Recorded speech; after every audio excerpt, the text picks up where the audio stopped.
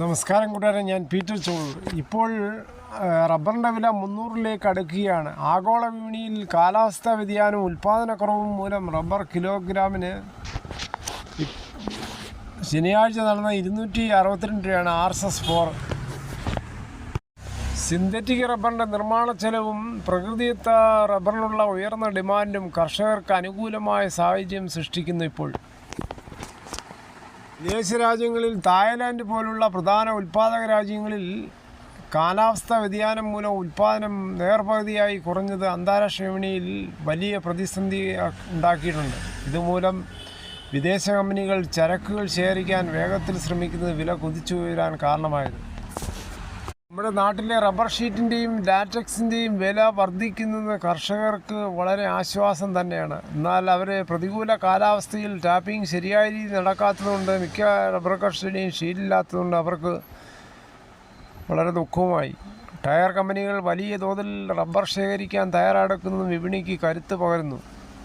ഇപ്പോൾ മഴക്കാല സീസൺ ആയതോടുകൂടി നല്ല മഴയൊക്കെ പെയ്യുന്നുണ്ട്. ഇനി അങ്ങോട്ട് ടാപ്പിംഗ് തുടങ്ങുവാൻ കവറിട്ടതിന് ശേഷം ശരിയായ രീതിയിൽ ടാപ്പിംഗ് ചെയ്തതിന് ശേഷം നല്ല രീതിയിൽ റബ്ബർ ഷീറ്റ് ഉൽപ്പാദിപ്പിക്കാം.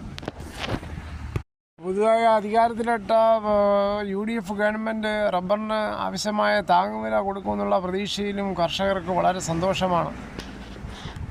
ഇപ്പോൾ റബ്ബർ കർഷകർക്ക് സന്തോഷമായ ഒരു വാർത്തയാണ്. റബ്ബർ ഉൽപ്പാദക സംഘങ്ങൾ വഴി സഹ്യാദ്രി റബ്ബേഴ്സിൽ നിന്ന് സാധനങ്ങൾ വാങ്ങുന്നവർക്ക് റബ്ബർ ബോർഡിൻ്റെ 4000 രൂപ റെയിൻ ഗാർഡിംഗ് സബ്സിഡിക്ക് അവസരം. ആവശ്യമായ സാധനങ്ങൾ ഇന്ന് തന്നെ ബുക്ക് ചെയ്യുക.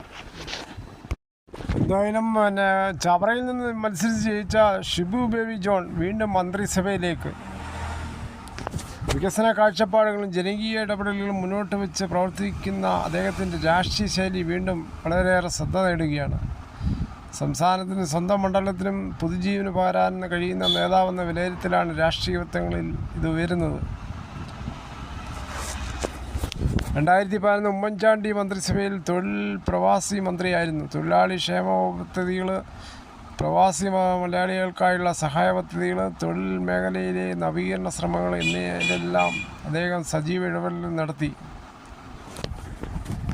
2021 ചവറയിൽ തോറ്റിരുന്നു.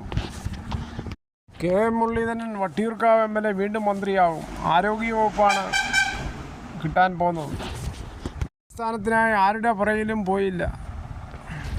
എന്തായാലും വീണ്ടും നല്ല രീതിയിൽ ശോഭിക്കട്ടെ. ഇതോടുകൂടി ഈ വീഡിയോയുടെ പൂർണ്ണമാകുന്നു. ഇത്രയും സമയം ക്ഷമയോടെ കേട്ടുന്ന വളരെയധികം നന്ദി.